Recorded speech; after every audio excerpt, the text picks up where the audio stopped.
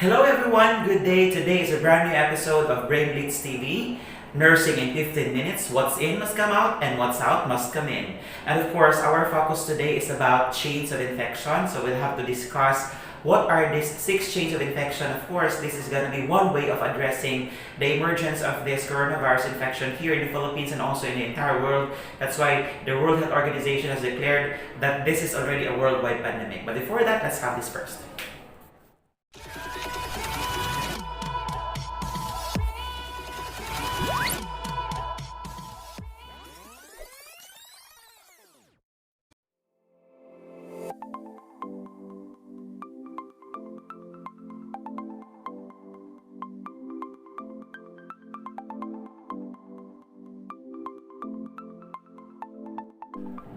Welcome back to Brain Blitz TV.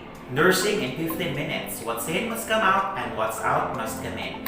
Okay, so as promised earlier, today is a brand new episode of this channel. Of course, today we'll focus more on discussing what are the chains of infection. So of course, infection is gonna be prevented if there is something that we're going to do in order for this infection not to happen within ourselves or within our body. Okay, so for us to easily remember the chain of infection, I made a mnemonic, and that's gonna be the word chains. That's letter C, H, A, I, and S. So therefore, there are basically 6 chains of the infection. Okay, so these 6 chains of infections are intertwined with each other, and of course, if there will be a break of this, of course, there will be no infection that will happen within us. Okay, so let's begin with the first letter. Let's have letter C. Letter C stands for its causative agent or the causative agent. So when you say causative agent, of course, the infection can actually happen because of this causative agent. And examples of your causative agent includes your bacteria, or you could probably have bacterial infection. The second one is viral. So when you say viral infection, of course, the most common example of this one is probably you are being infected with coronavirus, or today what is emerging is our COVID-2019 or the coronavirus disorder or disease 2019. And of course, you also have fungal infection, especially for those who have been infected with skin disorders. And at the same time, you also have protozoal infection. So basically, we have 4 basic examples of this causative agent. Of course, among this one, it will be very important for us to get rid of the viral infections because most of the time, it could actually infect more people than bacteria. Okay? So if you talk about causative agent, of course, the viral infection is going to be very important for us to address immediately because it could probably infect a lot of individuals. Let's proceed now to the second letter. That's letter H. Letter H stands for has its reservoir or vector or the vehicle. So when you talk about the reservoir or the vehicle, it means that these causative agents usually will travel is because of this vehicle. Probably it travels towards the air. It's because of the presence of the vector. So it could probably from a dust. They were actually gonna combine it themselves in a dust. And of course, in that way, they can actually infect other individuals because they travel through this vehicle or through this reservoir. So therefore, it will be very important for us to get rid of this specific vector or this specific reservoir for us not to have the infection. Okay? We're done with letter H. Let's proceed now to the third letter, and that's gonna be letter A. Letter A is about its portal of exit. So when I say about its portal of exit, it means that our focus is how do these causative agents exit from one infected person to another. So therefore, it will probably exit through our orifices. So when I say orifices, it means that it could probably exit in our body through our anus, through our when I say through our anus, it's gonna be our fecal route, and of course, when I say through the mouth, it's gonna be oral route, and of course, sometimes it could probably exit in other place of in other orifices or openings in our body. So basically, when you say portal of exit, it means that the focus of that one is all about its exit in our body. Okay, so that's gonna be the third letter about its portal of exit. Okay, let's have now its letter I. Letter I stands for its mode of transmission. Okay, so when you talk about mode of transmission, it means that it could probably be transmitted from one person to another because of its mode of transmission. We have our oral fecal route, we have our skin-to-skin contact, we have our airborne transmission, we have our droplet transmission. Just for example, for coronavirus infection, it is transmitted through droplet transmission. It's because probably the virus gets out of our body through our droplet, especially when we talk, okay? At the same time, if you talk about Mycobacterium tuberculosis, its transmission is probably airborne. It's because, of course, the bacteria is going to travel in the air, especially when we exhale air. Okay, so mode of transmission is going to be our fourth letter of the chain of infection. Some now the fifth letter of the chain of infection, and that's going to be our new portal of entry.